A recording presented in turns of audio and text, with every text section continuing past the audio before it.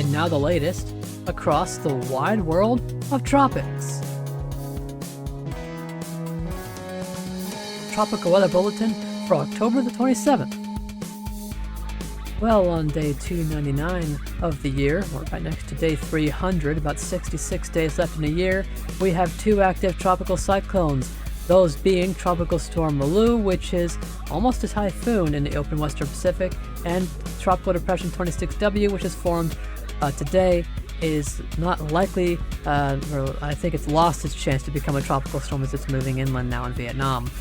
So far, we've had 83 storms form in the year, and we do have a couple areas of interest that could raise that total over the next few days. You'll find one of those in the Atlantic Basin on day 148 of hurricane season. Invest 94L, as I expected, was designated after our tropical weather bulletin last night. We aren't expecting too much subtropical or tropical formation while it's near the northeastern U.S. However, once it completes its turn towards the east, and then starts diving southwestwards into warmer sea surface temperatures, we could see some subtropical or tropical development. The confidence in that seems to have gone down a bit. The National Hurricane Center now putting it at 40%. In the Eastern Pacific on day 164 of hurricane season, after Rick dissipated last night, no storms are active and no areas of interest are active. The ensembles are hinting that maybe we could see some activity fire up as we get into November, so we'll have to keep an eye on that one. In the Western Pacific, of course, Malou is well out to sea, thankfully, staying away from land areas, heading northeastwards. We'll look at the cone for that in a bit. We'll also look at the cone for Depression 26W, which again has just come in to Vietnam, and we'll look at the satellite imagery you can see in a bit. The Northern Indian Ocean, we have no storms active here. The ensembles are depicting that as we get into November, we could start to see some formation here in the next, as we get through November. So we'll have to keep an eye on that as we go through the month of November. But at this time, no tropical cyclones to be found anywhere close to the Northern Indian Ocean. In the Southwest Indian Ocean, we do still have that area of interest, 30% still, as it generally tracks southwestwards. So some of the guidance has really not changed much at all since last night. If not, some has decreased. So which is why we are remaining at 30%. Moving to the satellite imagery, you can see the main dominating feature here in the Atlantic is the massive extratropical system that's bringing significant impact to the northeastern U.S., significant rain, flooding, and wind impacts there. And again, that does have about a 40% chance of forming into a subtropical or tropical cyclone more towards the end of the 5-day period. As we look at the Eastern Pacific, you might be questioning where even was Rick on this map, because it is nowhere to be found. All the cloud cover from it has dissipated over Mexico, and other than that, we just have some general thunderstorm activity out in the open Pacific Ocean, nothing really signaling tropical cyclone formation from those. In the Western Pacific, we can see that trail coming through into the Western Pacific, and you can see as it ends, there is Tropical Storm Malou, which is looking quite good right now. Maybe a bit of a dry slot on the eastern side of the system there. We'll have to see if that is a dry slot one. We'll have to see potentially could that disrupt the system, and we'll look at the cone in a bit. We can also see Depression 26W. Looks like it's around the coastline. It might be just offshore of where I placed it. It's hard to tell, but you can see some pretty good convection firing on top of that, so heavy rainfall is likely falling. In the Northern Indian Ocean, we just have some general thunderstorm activity, nothing too surprising here. If we go to the southern side of the Indian Ocean, we can see much more thunderstorm activity. We're going to really be watching all of this for the potential formation of that potential early season system. Again, we're less than a week now from the Southern Hemisphere season's beginning.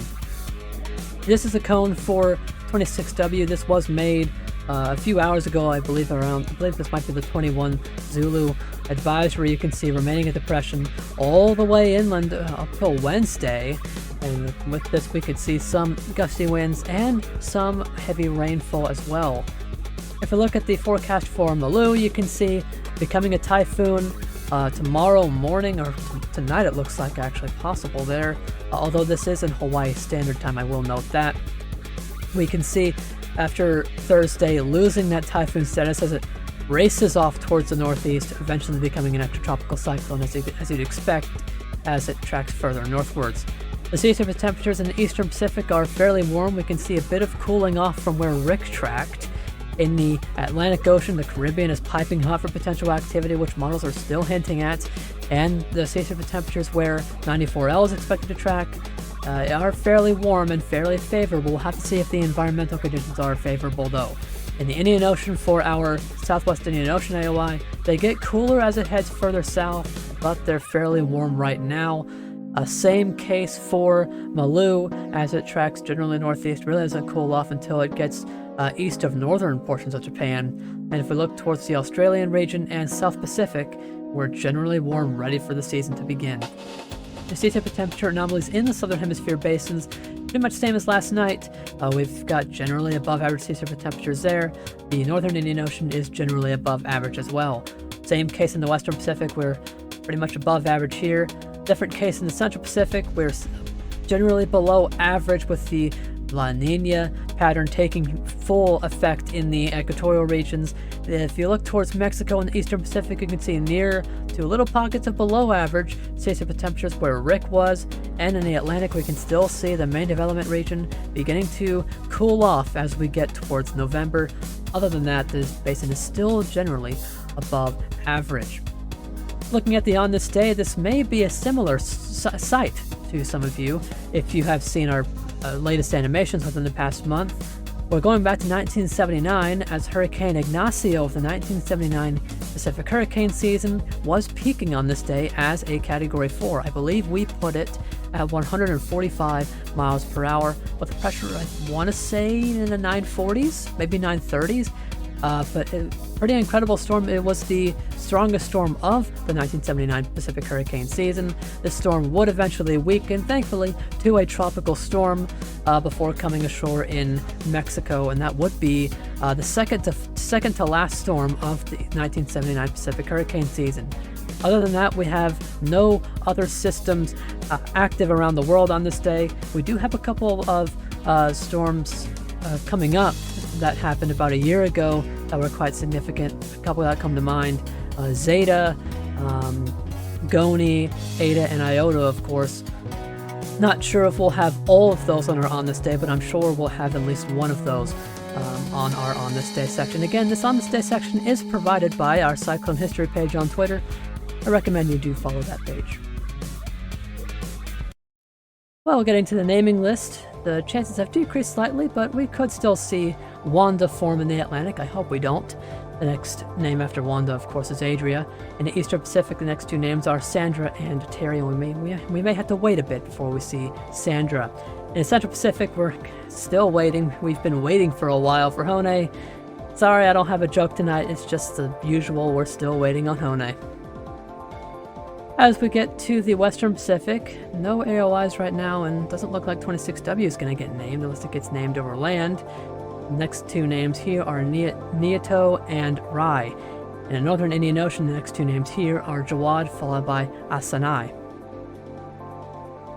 Moving to the Southern Hemisphere, as I've said several times this week, the seasons begin in less than a week now.